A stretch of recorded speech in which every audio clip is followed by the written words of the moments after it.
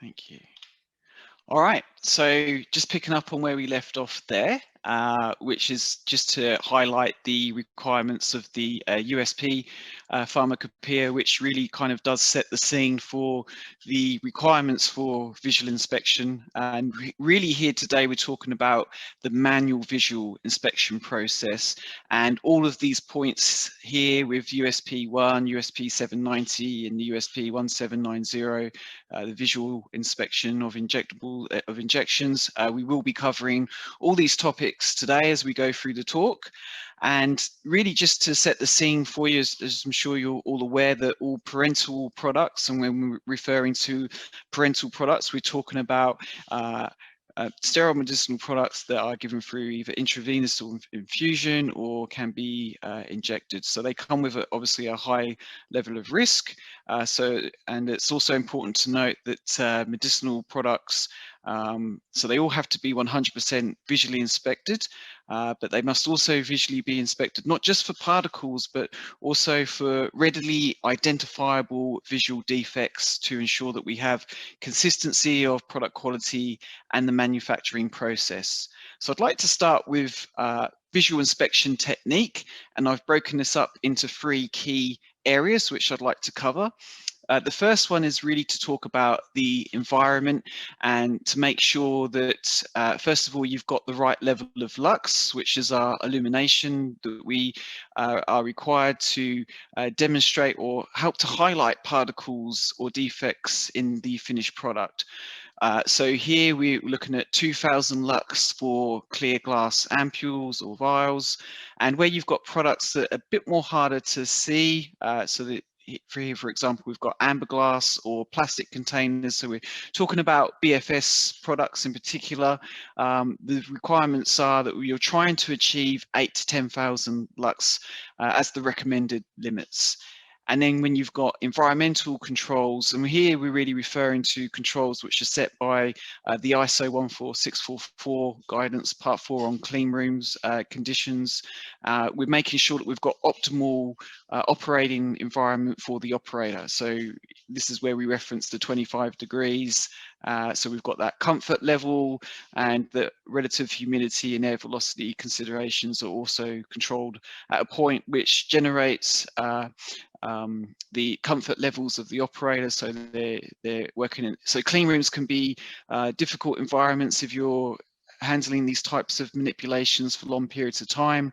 So obviously want the operators or the inspectors to be comfortable during this process. Noise levels is recommended to be below 55 decibels. And obviously you want to do visual inspection in an area where the distractions is avoided.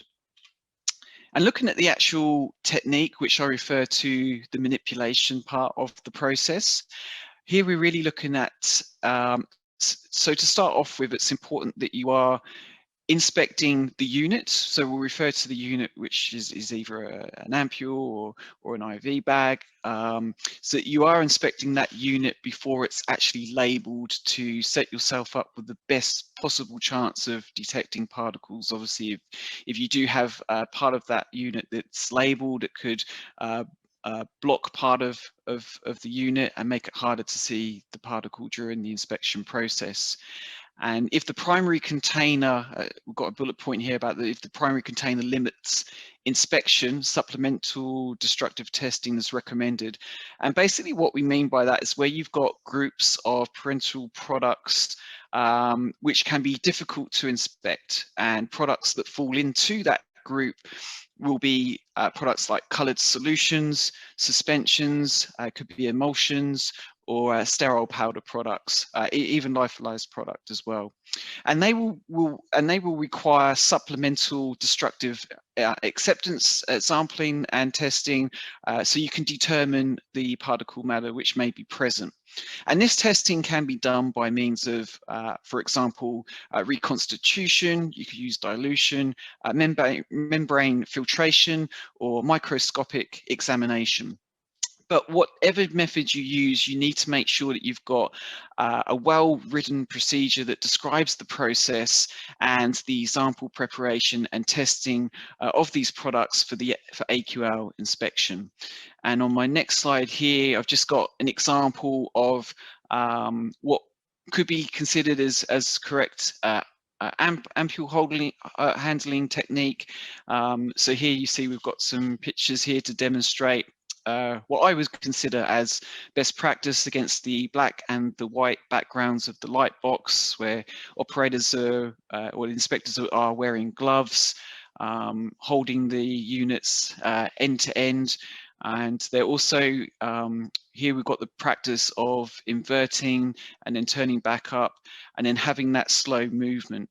And just to jump back to this point here about objects should be slightly twisted or slowly rotated, this is a really important part of the process to get right, because we want to make sure that we're not introducing air bubbles into that practice, and that can be challenging for a number of reasons due to the viscosity of the product or the size of the actual product. But this is a part, and we'll come to this when we get onto the training and validation sections of the talk, where we need to make sure that there is consistency in technique and you are establishing what's the minimum requirement that you need to hold up that unit to inspect. So as per the last point here, the pharmacopoeias do call out for 5 seconds against white and 5 seconds against the black background, but it may be longer depending on the size of the product. As we've mentioned, the how easy it is to see through that product. So if it is coloured or it's got high viscosity, or if the unit is a coloured glass vial, you may need to actually establish longer hold times to actually inspect that product. And these are typical audit findings when you go through an inspection process. If operators aren't being consistent in that technique, or if you haven't established what's your minimal visual inspection time for that process, these are things that tend to generate observations during inspections. And then coming to the last point on focus. So again, this does come up as a hot topic during the inspection process, where you have actually, and you're forming this as part of your training and validation of inspection operators, that you've got a defined process for how long the inspectors can actually carry out the inspections for. And these are recommendations here as per ECA. I've got references to the documents at the end, but the current recommendations are for visual inspection operators to only visually inspect for 20 minutes, followed by a period of a 5-minute break. And in total inspection time, that time does not exceed 4 hours. You also need to make sure that you've got logbooks in the area where you are keeping track of when inspectors are having breaks, and there is a sign-off process and there's a clock in that location so you can monitor this process. And again, these are common inspection findings. If you've gone through inspections with regulators on visual inspection, these are the type of things that you do tend to look for, that you've got a good control over how long operators are actually inspecting the process for. And we're just going to move on to validation and training. And we're going to start off with what does this actual training involve? We'll talk about the prerequisites here. Obviously starts with eye tests, and that you're making sure that the inspectors have an up-to-date eye test prior to qualification. And if individuals are qualified for inspection wearing glasses or contact lenses, then they must wear them during the actual inspection of a drug product, and this also must be documented. Other tests that you would do as prerequisites include discriminant tests, visual tests, and color vision tests. And discriminant tests are really here to describe discriminant tests. This is where the optometrist will determine the operator's ability to discriminate small differences in uniform structures. So examples of this would be structures like open or closed circles. Then once you've gone through your prerequisites, we move on to the training, which does consist of 3 key components. You want to have the introduction to the process. A buddy system is a must. So just in case you're not sure what I mean by a buddy system, that you have assigned an experienced inspector of sterile products to someone that's just starting off new in that process, so they've got someone that they can learn from, and they can use that person as a guide as to what is classified as a defect and what does that visual inspection process actually look like. So training of inspectors, and this is for all inspectors for 100% visual inspection and AQL, must initially receive training in defect recognition. And this is in which a qualified trainer would review various types of defects with the inspector, and the inspector demonstrates to the trainer the ability to recognize those defects. So we're starting to build competency into that process. And when we go into initial qualification of the operator, and we're looking at qualification kits.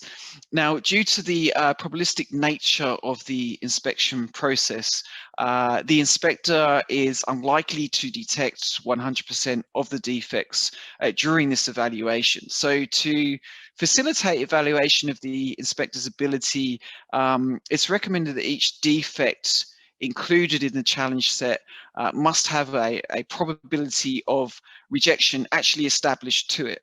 And to establish a challenge set, you need to include several potential defects in which a group of acceptable units, and you have got them subjected to the entire set to repeated inspection trials by a large group of previously qualified inspectors. And you're utilizing the same inspection method which is normally used to evaluate the inspectors.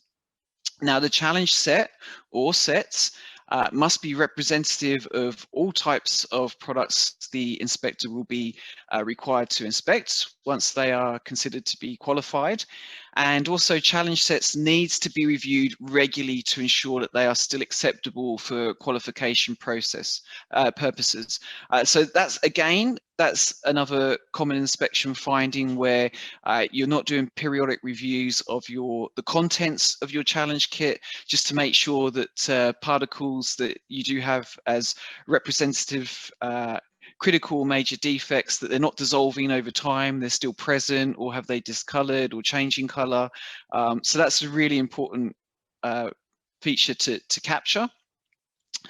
You're also making sure that, as we've got here, that you've got within that challenge set, that you've got a predefined limit of critical and major rejects. And here the recommendation is that you've got at least 5 to 10% of the kit where you have classified as critical major defects for the inspector to find as part of their training process. And that you also set a limit for false rejects. And what do we mean by false rejects? So this is where over and above, you could say the rejects, inspectors may remove more than 5% of units which are acceptable units. So you need to set limits for that. So, and this is really to demonstrate competency, that the inspectors do have that skill to be able to differentiate between what's a pass and what's a fail within the challenge sets. And then to be considered successful in the evaluation, the inspector must also detect the defects in the challenge set at a rate which is comparable with the probability of rejection previously determined. You also need to do a process of periodic qualification. This doesn't only apply for your qualification test kits. You also have to periodically review your inspectors, and a requalification program must be established to ensure that the ongoing effectiveness is there in place to ensure that you've got the ongoing effectiveness of the inspector. But also, in addition to the vision, you've got the re-evaluation of inspectors, which must be re-evaluated periodically, and you've got that as a re-qualification program, which must include steps as we've discussed here, as well as ongoing on-the-job qualification. And for inspectors who do not inspect frequently or have had long periods between inspections, you may want to consider a more frequent requalification for operators that have had a little bit of time out.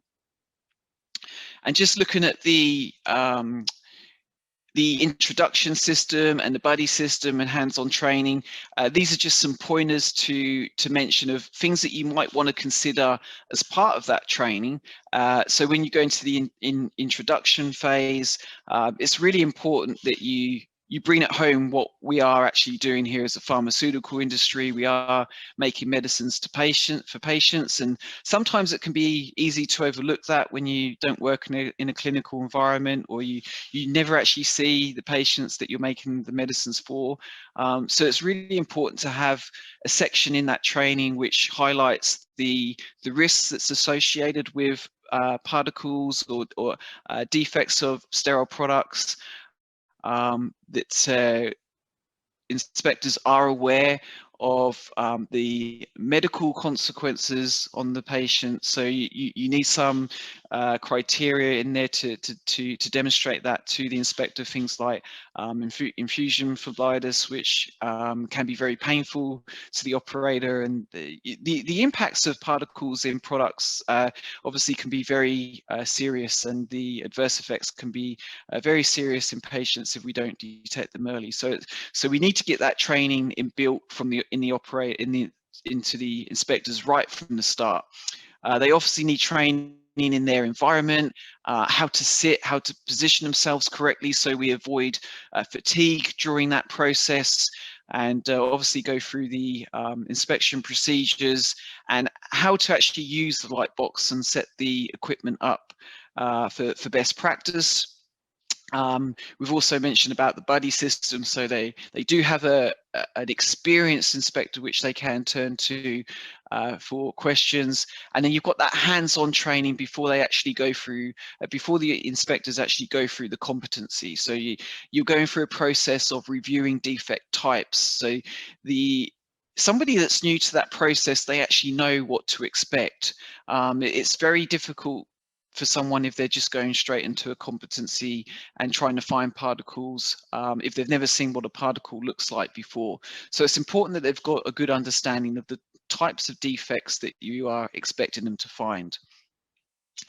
And then moving on to some of the critical process parameter points, which I consider are essential parts of the process which you need to validate. So we just have a look at these 3 points here.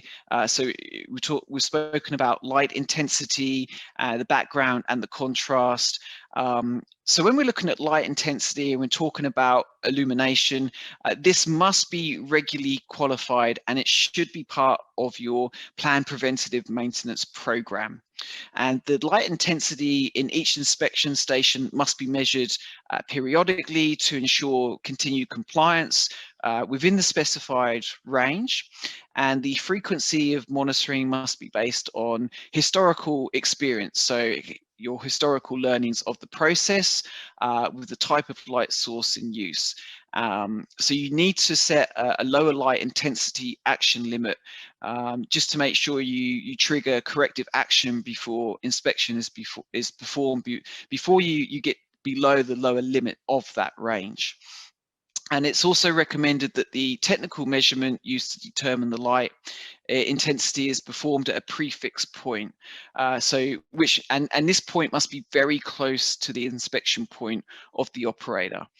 It's also important to note that in the actual location where the inspection is actually, where the visual inspection is actually being carried out, that the ambient illumination in that location does not interfere with the illumination of the workplace, and background lighting in that location where possible. I mean, it might not always be possible for you to turn that lighting down, but where it is possible and practical, you should be turning that lighting down to set the inspection process up for the best chance of success.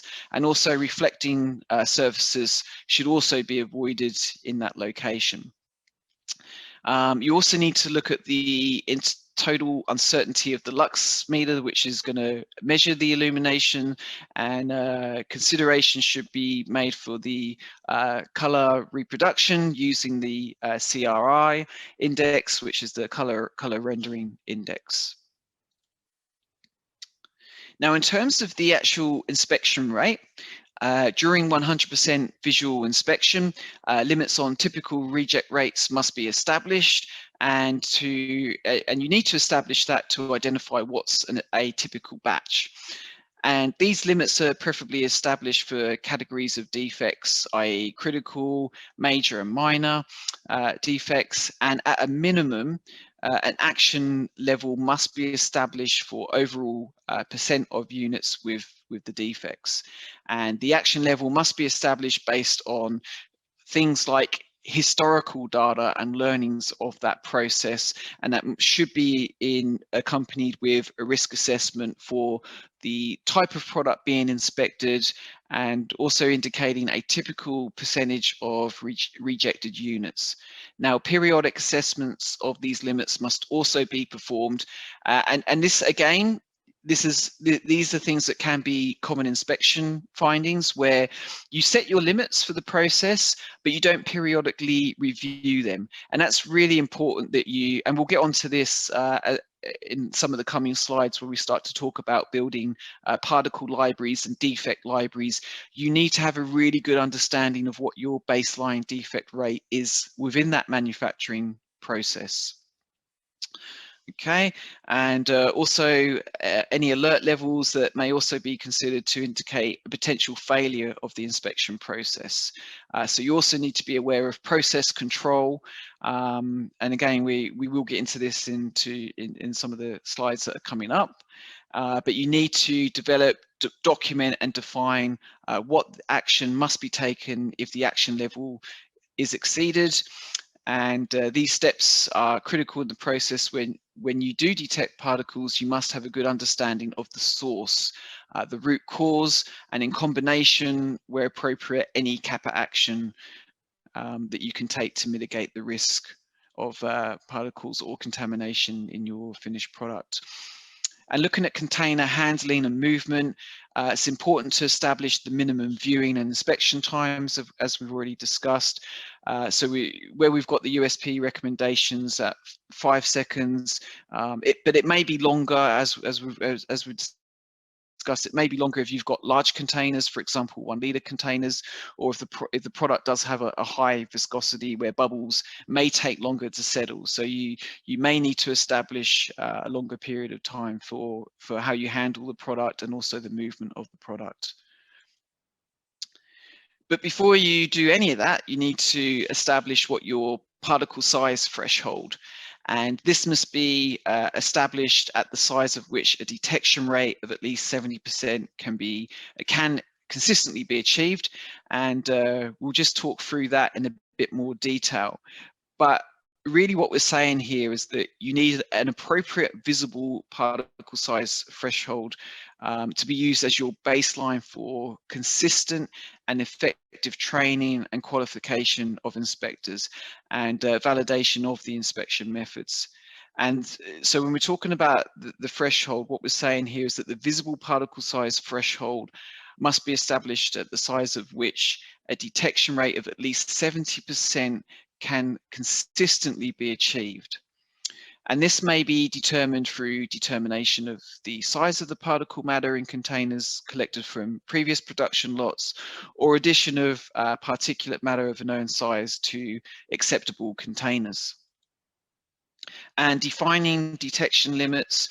So this is where we are starting now to get onto the topic of building particle libraries. So when you find particles in your finished product, you must take action to identify what they are and where they've come from. It's really important that if you cannot eradicate the problem through means of process control and kappa action, that you have a good understanding of what the risk is to patients. And you need to do that by building your particle library, having the particles ID'd, so you know what your baseline rate of detection will be.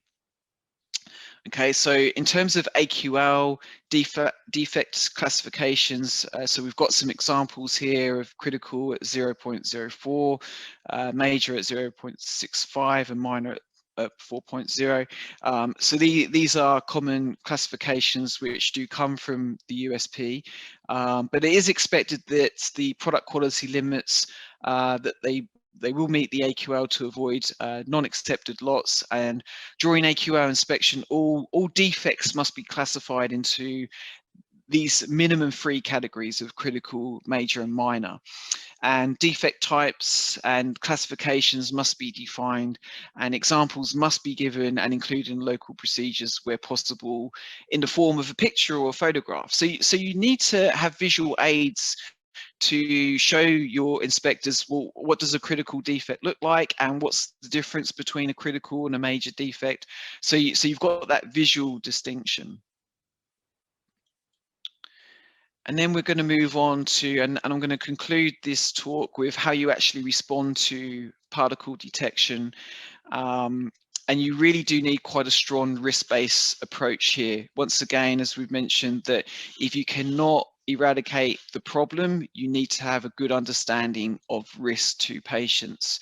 And just some pointers here that I've listed, that every attempt needs to be met to try and identify what's the source of the particle, whether it's inherent, intrinsic, or extrinsic to the process.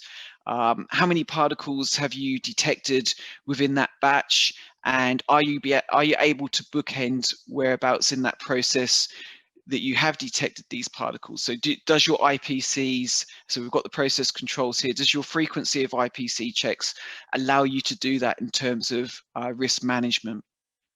Other things that you can factor in here are a review of customer complaints and adverse drug reaction reviews to understand any potential risk of batches that may have already been released to the market. So that's another expectation of the new Annex I. That's not necessarily a new requirement. That's already an expectation from the regulators, that if you've got a risk to a batch that's already in your control, you are also considering what's the risk to batches that you've already released. And all of these points here that are on this slide, they are now featured quite highly in the newly drafted Annex I, and this is where your contamination control strategy, so there's a good link here between the talk that was presented on day 1 on the contamination control strategy. That now plays a very significant role when you do have situations like this where you do detect particles. You've got your systems of IPCs and controls in place, so you can understand what the risk is to patients. And this third column here, the one that's in light blue, this one is quite a strong expectation from regulators, where you're looking at what's the risk to patients. So factors that you can build into this: shape of particles, whether the particle is actually sterile itself, whether it's gone through a terminal sterilization process, the route of administration for the patient, and also in combination, if there is risk that there may be product in the market with suspected particle contamination, that you are ensuring that you get a toxicology assessment done. And in all cases, you need to demonstrate that you've got clear kappa actions, robust kappa actions to prevent reoccurrence or occurrence of the event. And I'm just going to finish off. I've got my movie theme here because Annex I features so heavily, has featured so heavily throughout our presentations through day one. It's going to feature more through day two. It's a big topic of conversation within the industry, but I'm just going to finish off here with 2 clauses. And again, not all of these clauses are necessarily new, but there are some new requirements here with regards to the visual inspection process. I'm not going to read all of them out here, but you will get a copy of this material. But I'm just going to highlight some of the things, just to recap of what we've discussed here. So the annex is now calling out factors to consider for risk to patients, where we've discussed route of administration and defect types and categorization and batch performance is analysed. I think this point under here, where batches with unusual levels of defects were compared with routine defect numbers of the process, that you are ensuring that you've got some historical data and you've got historical trended data to base that on. And any critical defect identified should trigger an investigation. So even if you've investigated previously, you still need to raise that investigation process just to make sure that you're not coming to a different root cause and that the particle is the same. And then the other clause in the Annex I is the clause 8.30, where it talks really about the inspection rates, how we're controlling the process. And this is where we start to get into the importance of building defect library sets and taking into consideration of worst case scenario. And in all cases, as we've already mentioned, you need to consider the impact of product on the market, and this should be assessed as part of an investigation where observed trends have been noted. And I'm going to conclude it there.